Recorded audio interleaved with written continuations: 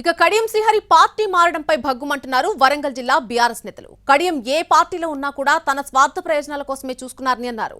జిల్లాలో ఎంతమంది కార్యకర్తలను అనగదొక్కి కడియం ఈ స్థాయికి వచ్చారో ఒకసారి గుర్తు చేసుకోవాలన్నారు. బలిపశువు చేసిన అన్నటువంటి విషయాన్ని ఇన్ని ఏళ్ళ వచ్చినాయి, నీకు సుమారు 75 ఏళ్ళ దాకా వచ్చినావు. ఇప్పటికైనా కూడా ఆత్మ పరిశీలన చేసుకోవాలి.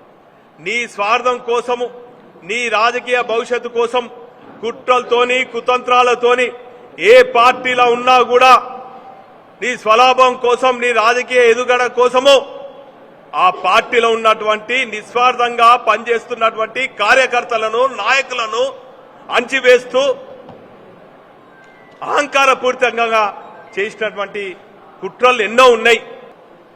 నాయనా శ్రీహరి గారు, నువ్వు ఏ పార్టీలో ఉన్నా కూడా అహంకారంతోని, అణచివేత ధోరణితోని గతంలో ఉన్నటువంటి పార్టీలో కానీ ఎంతమందిని బలి పశువు చేసిన అన్నటువంటి విషయాన్ని ఇన్ని ఏళ్ళ వచ్చినాయి, నీకు సుమారు 75 ఏళ్ళ దాకా వచ్చినావు. ఇప్పటికైనా కూడా ఆత్మ పరిశీలన చేసుకోవాలి.